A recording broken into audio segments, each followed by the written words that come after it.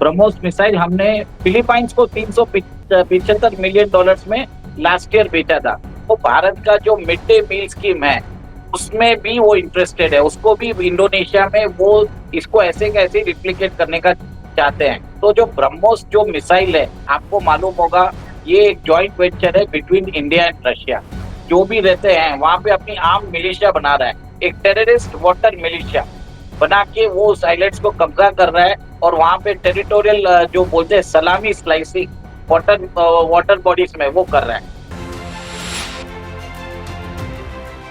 जय हिंद, नमस्कार। मैं अंबर जैदी स्वागत करती हूँ आप सबका एक बार फिर से। आज की एक बड़ी खबर आपके साथ लेकर आई हूँ और उस पर हम चर्चा करेंगे। इंडोनेशिया के प्रेसिडेंट प्राबोवो सुबियांतो भारत आने वाले हैं रिपब्लिक डे सेलिब्रेशन के लिए।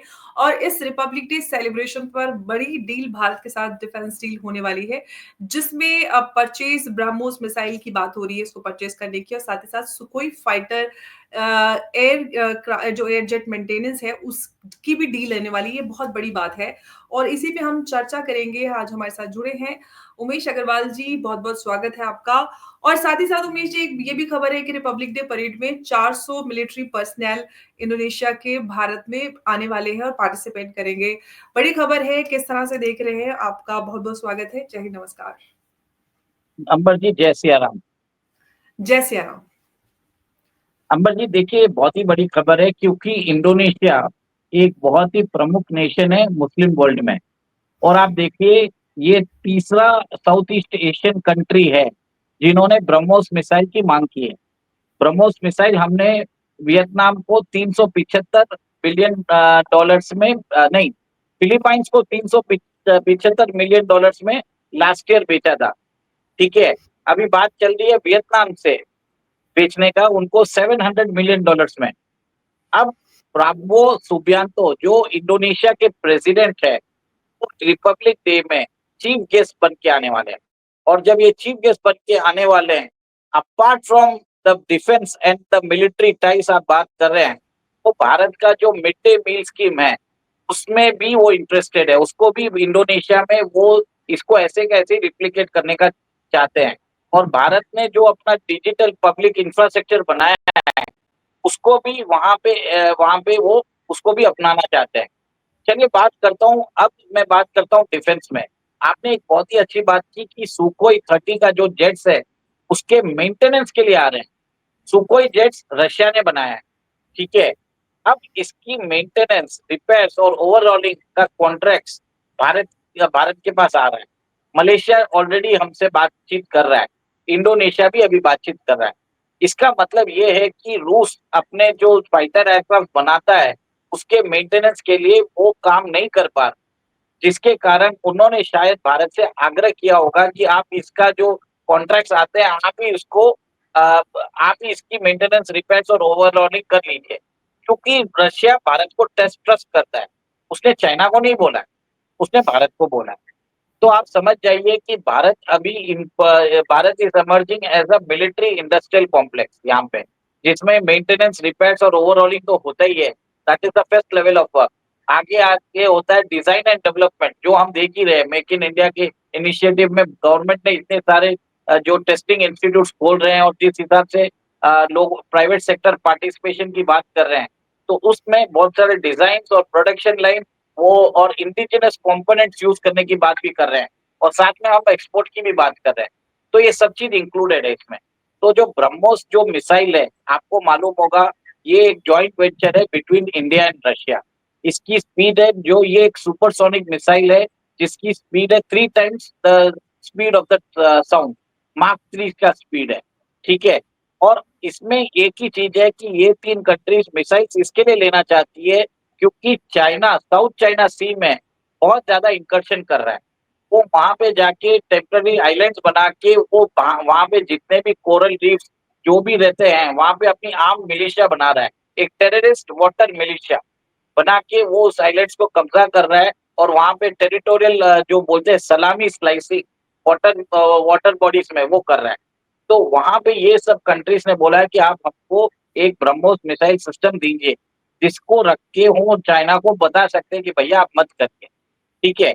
अब बात करते हैं कि इसके अंदर वो यहाँ तक बात मैंने सुना है कि वो भारत का जो एलसीए तेजस एयरक्राफ्ट है उसके लिए भी रेडी है। अगर जी का इंजन हमको रेगुलर मिलना चालू हो जाए तो वो डील भी आ जाएगी। तो आप समझ जाइए कि ये एक बहुत बड़ी बात है, क्योंकि इंडोनेशिया आप समझ जाइए इज अ मुस्लिम कंट्री। और यहाँ पे जो जनरल प्राबो सुबियांतो है वो पहले मिलिट्री जनरल रह चुके हैं, फिर वो डिफेंस मिनिस्टर बने, फिर अब जाके वो इंडोनेशिया के प्रेसिडेंट बन रहे हैं। और इंडोनेशिया को वो एक रेडिकल रिफॉर्म्स के थ्रू लेते जा रहे हैं। आपने सुना भी होगा कि उन्होंने जो अपना कैपिटल है जकार्ता, उसको भी वो शिफ्ट कर रहे हैं दूसरी जगह, न्यू कैपिटल बना रहे हैं। बिल्कुल, लेकिन अगर ओवरऑल इंडोनेशिया के साथ जो हम सारे डील की बात करें, ब्रह्मोस की बात करें या फिर सारे मेंटेनेंस की भी बात हो रही है, तो और आगे भी एलसीए, तेजस और सारी चीज़ों की आप बात करें, तो ओवरऑल मिलाकर कितना पोटेंशियल इस डील में और भारत को इससे कितना फ़ायदा होने वाला है? देखिए 23-24 में वी हुँ, exported around 21,000 crore of defence equipment. ठीक है। और अभी भी हमने देखा है कि डिफेंस का जो एक्सपोर्ट से बढ़ेगा। इस साल का एक बोल रहे हैं कि the government is expecting around 20 to 25% hike in defence export. और ये डील अगर होती है, it will be a strategic deal in the Indian ocean with the south east Asian countries, जो सब चाइना से डरे हुए हैं। वहां पे जाके जैसे चाइना, पाकिस्तान, बांग्लादेश, श्रीलंका को लेके भारत को एनसर्कल कर रहा है, वैसे ही वहां पे हम उनके अगेंस्ट मिलिट्री कैपेसिटी का बिल्डअप कर रहे हैं। We are arming Vietnam, we are arming Philippines, we will be arming now Indonesia. Future में ऐसा भी हो सकता है कि जितने भी साउथ ईस्ट एशियन कंट्रीज है वो भारत से भाग के यहाँ पे आर्म्स ले। तो एक और एक चीज आपको मालूम होना चाहिए कि बांग्लादेश में जो रेजिम चेंज करवाया गया, इसका कारण एक डिफेंस डील्स भी था, क्योंकि शेख हसीना ने भारत के साथ $500 मिलियन का एक डिफेंस एक्सपोर्ट डील साइन किया था। तो वो ये भी एक चीज है। और वहां और बांग्लादेश में 70% of the Bangladesh weaponry comes from China. तो आप देखिए कि एक तरह से यहाँ पे जियोपॉलिटिक्स खेला जाता है। तो एक तरह से मुझे एक लगता है कि भारत का एक बहुत ही इम्पोर्टेंट उपलब्धि है। और जनरल प्राबो सुबियांतो आने से भारत का एक वर्चस्व बनेगा ओआईसी के अंदर, एक मुस्लिम देशों के अंदर। वहां पे एक तरह से ट्रस्ट बनता जाएगा। आप सोचिए पहले ये सब जो वेपनरी होता था, इसको सब बेचता था पाकिस्तान। ठीक है। पाकिस्तान पहले उसका बहुत अच्छा क्लोज रिलेशनशिप था इंडोनेशिया का। अब इंडोनेशिया भारत के साथ आ रहा है। उसने देख लिया कि भारत के अंदर ग्रोथ क्या है, भारत के अंदर मिड डे मील स्कीम उसने जो ग्रोथ देखा है, डिजिटल पब्लिक इंफ्रास्ट्रक्चर का ग्रोथ देखा है। तो उनको समझ में आ गया कि भारत के साथ पार्टनरशिप करने में फायदा है, पाकिस्तान से जाने में कोई फायदा नहीं है। एक बहुत बड़ा शिफ्ट हुआ है। जी, बिल्कुल। और अगर हम भारत के डिफेंस एक्सपोर्ट की या ओवरऑल जो टेस्टिंग, रिसर्च, डेवलपमेंट और एक्सपोर्ट और डिफेंस या फिर हम जो हमारा डोमेस्टिक डिफेंस कंजम्पशन है, उस सब को देखते हुए जिस तरह से भारत डिफेंस में या उसमें पूरे एक्सपोर्ट की बात करें या इस पूरी तरफ जिस तरह से तरक्की कर रहा है, स्लो है लेकिन ऑफ कोर्स बेहतर कर रहा है। उस सब को देखते हुए जो यूएस का जो डिफेंस इंडस्ट्रियल कॉम्प्लेक्स है, उसको कितना चैलेंज कर पाएगा भारत? देखिए, को समझना चाहिए कि यूएस अपने जो वेपन्स है वो हाई इनकम ग्रुप कंट्रीज को बेचता है। उसके जो डिफेंस इक्विपमेंट्स हैं वो लेता है साउथ कोरिया, वो लेता है ताइवान, वो लेता है जापान। ये सब हाई इनकम कंट्रीज है। अंबर जी, आप ये देख लीजिए कि ये जो सेकेंड लेवल कंट्रीज है जिनके पास इतने पैसे नहीं है, इतना डेवलप नहीं है, उधर भी एक मार्केट होता है। ये मार्केट में जनरली चाइना डोमिनेट करता था वहां, और चाइना और रशिया डोमिनेट करते थे। रशिया हुँ। अभी क्या है, यूक्रेन वॉर में आने के बाद उसकी जो एक्सपोर्ट नीड्स है वो पूरी नहीं कर पा रहा है। और भारत हमेशा अपनी वेपनरी रशिया से लेता जा रहा था। तो भारत को एक तरह से एक्सपीरियंस भी है कि ये जितने भी रशियन वेपन सिस्टम्स है उनको मेंटेन करने का, उनको डेवलप करने का, उनका ऑल्टरनेटिव सिस्टम्स निकालने का। तो सबने अब मेरे हिसाब से रशिया ने बोल दिया लगता है कि आप हमारे जो मेंटेनेंस, रिपेयर और overhauling of Russian defence systems है आप कर लीजिए। ठीक है। और बाकी आपने देखा है कि ब्रह्मोस जो भी है वो भी इंडिया और रशिया का भी जॉइंट कोलैबोरेशन है। और यहाँ हुँ। पे आपने देखा कि 3 साउथ ईस्ट एशियन कंट्रीज़ जो चाइना को अपोज़ करती है, वो अब भारत से मिसाइल्स ले रही है। It's a very important development for the countries in the Indian Ocean, in the South China Sea and the and the East China सी।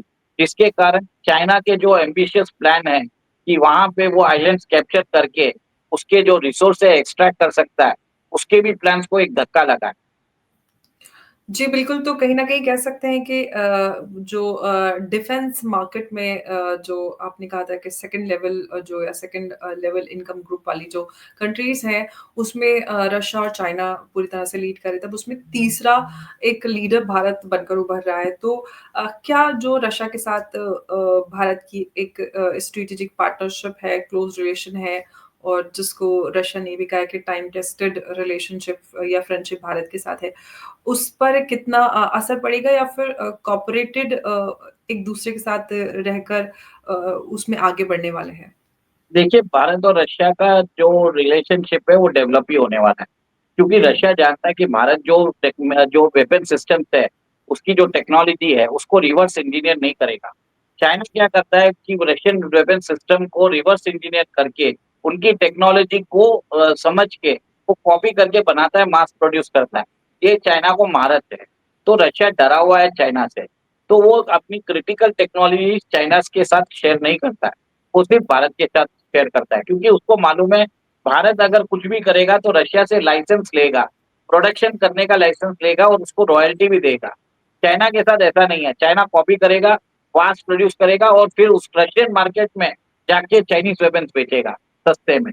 तो रशिया रशिया को मालूम है कि Bharat any day, any time is much more trustworthy than China. Absolutely तो ये कह सकते हैं कि भारत के लिए आगे ये बड़ा एक पोटेंशियल इस पूरी मार्केट में नज़र आ रहा है और जिस तरह से हम लगातार डेवलपमेंट देख रहे हैं, तो ये एक पॉज़िटिव खबर के रूप में देख सकते हैं। लेकिन इंडोनेशिया के हवाले से हमने बात की थी, थोड़ा-सा पीपल टू पीपल कनेक्शन पे हम बात करेंगे। रिपब्लिक डे जो सेलिब्रेशन है उसमें 400 उनके मिलिट्री पर्सनल शामिल होने वाले हैं। आपने मिड डे मील की भी बात की और जो एक कोऑपरेशन या फिर इकोनॉमिक टाइज़ की हम बात कर रहे हैं, वो बढ़ रहा है इंडोनेशिया के साथ भारत का, उससे कितना असर भारत की जो हम इकोनॉमिक्स अगर कॉन्टेक्स्ट में बात करें कितना असर उस पे पड़ता है और आगे हम जो मुस्लिम वर्ल्ड है ख़ास तौर से उसमें भारत डोमिनेट कर रहा है। इनफैक्ट पॉपुलैरिटी जो है भारत की और प्रधानमंत्री मोदी की, वो दोनों की बढ़ रही है। उसमें ये कितना और ये मतलब उसमें कितना और ये इसको ऐड कर रहा है, वैल्यू ऐड की हम बात करते हैं तो? देखिए, आप बरोबर बोली है, आपने तो अब सब कुछ बोल ही दिया है और मेरे हिसाब से आपने जो इस हिसाब से आपके जो क्वेश्चन्स है उसी के अंदर आंसर्स भी हैं। बस मैं उसमें एक चीज़ ऐड करना चाहूँगा, आज इंडोनेशिया अपने यहाँ से जो सी में, जो ओशन से हाइड्रोकार्बन जो क्रूड जो एक्सट्रैक्ट करता है, it is 1 million barrels per day, ठीक है? अगर भारत ये ये चीज़ इंडोनेशिया से जो टेक्नोलॉजी और कोऑपरेशन कर सकता है, क्योंकि जो अपना हमारा जो अंडमान एंड निकोबार आइलैंड्स है, उसके नीचे ही ठीक सुमात्रा बेसिन आता है। जब उधर से Indonesia 1 million barrels per day crude extract कर सकता है, तो भारत भी कर सकता है। तो उसके अंदर भारत को कोऑपरेशन करने की ज़रूरत है, उसमें ज़्यादा टेक्नोलॉजिकल ट्रांसफर की ज़रूरत है। भारत को इंडोनेशिया का एक्सपर्टाइज़ भी लेना चाहिए उसमें। तो मेरे हिसाब से हमारा जो ऑयल इम्पोर्ट है, वो कम हो जाएगा। हमारा जो फॉरेन एक्सचेंज जो डेफिसिट है, वो भी कम हो जाएगा। इस चीज़ पे मैं आपका ध्यान देना बताना चाहूँगा और भारत उधर काम कर भी रहा है। वो तो आपने देखा है कि इंडो निकोबार में $72,000 का वो ईस्टर्न कमांड बना रहा है। जो एक कमांड बना रहा है, जो सी बेस्ड ईस्टर्न कमांड बना रहा है, उससे वो भारत के स्ट्रेटेजिक एसेट्स को वो सिक्योरिटी प्रोवाइड कर पाएगा। जी, बिल्कुल, तो ये बड़ी खबर है और हम अगर भारत की बात करते हैं, तो भारत ग्लोबली ख़ास तौर से जो मुस्लिम कंट्रीज़ है, उसमें भारत काफ़ी डोमिनेंस हासिल कर रहा है या फिर यूँ कहें कि भारत क्योंकि इकोनॉमिकली अच्छा कर रहा है, तो सभी भारत के साथ जुड़ रहे हैं। आपने इंडोनेशिया का भी एग्ज़ाम्पल दिया कि पाकिस्तान के साथ उनका अच्छा रिश्ता हुआ करता था, लेकिन जिस तरह से भारत आगे बढ़ रहा है, भारत की चाहे इंटरनल पॉलिसीज़ की बात करें या फिर डिफेंस में जिस तरह से भारत कर रहा है उसको लेकर जो भारत के साथ अलग-अलग देश छूटते जा रहे हैं, भारत के रिश्ते अलग-अलग देशों से बेहतर हो रहे हैं। ऐसे में भारत की जो पॉलिसी है, अभी ख़ास तौर से जो हम मुस्लिम वर्ल्ड में उसको अगर हम उस पे थोड़ा-सा चर्चा करें, तो आपको क्या लगता है कि और उसमें इम्प्रूवमेंट की गुंजाइश है या भारत बेहतर कर रहा है? देखिए, ये जो ट्रस्ट होता है, ये धीरे-धीरे बिल्डअप होता है हुँ, और मेरे हिसाब से 10 साल में आपने देखा है, 10 से 11 साल में 8 कंट्रीज़ ने हुँ। जो अपना जो हाईएस्ट ऑनर है, वो प्रधानमंत्री मोदी जी को दिया है, हाँ जी, ठीक है? 20 साल, 20 कंट्रीज़ ने, कुवैत वाज़ द नहीं, 20th हाँ, कंट्री। टोटल 20 कंट्री, 8 अरब नेशंस ने दिया, 8 हाँ मुस्लिम जी, नेशंस ने दिया। तो मेरे हिसाब से आप ये देखिए कि भारत के अंदर एक दिस इज़ अ प्रोसेस, इसके अंदर भारत के विदेश मंत्री अभी आपने देखा है कतर जाने वाले हैं, ठीक है? जी। मालदीव्स के फॉरेन मिनिस्टर वो भारत आ रहे हैं। तो ये एक ऑनगोइंग स्टोरी है, ऑनगोइंग डेवलपमेंट है, इस पे अभी कमेंट करना बहुत मुश्किल है। बस हाँ, इतना बोलूँगा कि रिश्ता बेहतर हो रहा है। जी, बिल्कुल और ऑफ़ कोर्स हम उस पे क्या कमेंट कर सकते हैं क्योंकि हमारे जो पॉलिसी रिसर्च संस्थान होते हैं, जो हमारे मंत्रालय हैं, वो उस पे कड़ी नज़र रखते हैं और वो ऑफ़ कोर्स हमसे ज़्यादा बेहतर समझते हैं। हम तो ये सिर्फ़ एक जो न्यूज़ और सारी चीज़ें हमारे सामने हैं, उसके बेस पे एनालिसिस करके हम बात कर सकते हैं, चर्चा कर सकते हैं और आगे क्या फर्दर इम्प्रूवमेंट्स कर सकते हैं, उस पे भी चर्चा कर सकते हैं। आप उमेश जी, आप कुछ कहना चाह रहे हैं?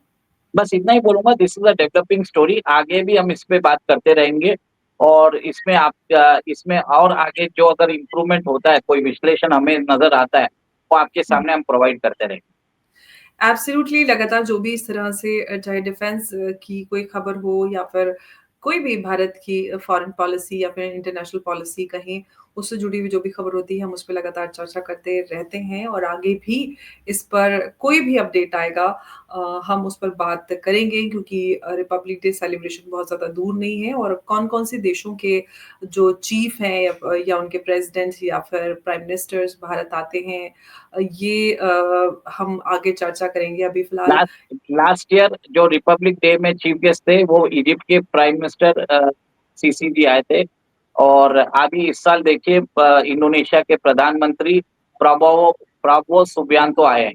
तो इसका मतलब आप समझ ही जाइए कि क्या भारत का जो आउटरीच है, जो with the Muslim Nations, with the Arab world, वो अपने आप ही दिखता जा रहा है। कहने की नहीं है, जो जिस इस विजिट्स में एक सिंबॉलिक इम्पोर्टेंस आ चुका है और ग्रेटर कल्चरल इंटीग्रेशन हो चुका है अरब वर्ल्ड के साथ। ये मैं बोलना चाहता हूँ।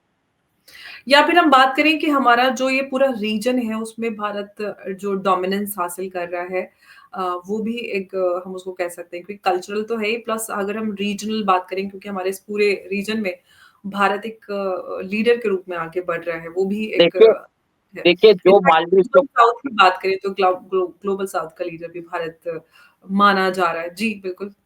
देखिए जो मालदीव्स ने पिछले 7-8 महीने पहले उन्होंने हमको गालियाँ दे रहे थे। वो जब हुँ, मौजू आए थे तो उन्होंने भारत के साथ comprehensive economic and strategic maritime agreement sign किया, ठीक जी। है? तो वो भी मालदीव्स भी एक मुस्लिम वर्ल्ड की कंट्री है, उनको भी हुँ, समझ में आ गया।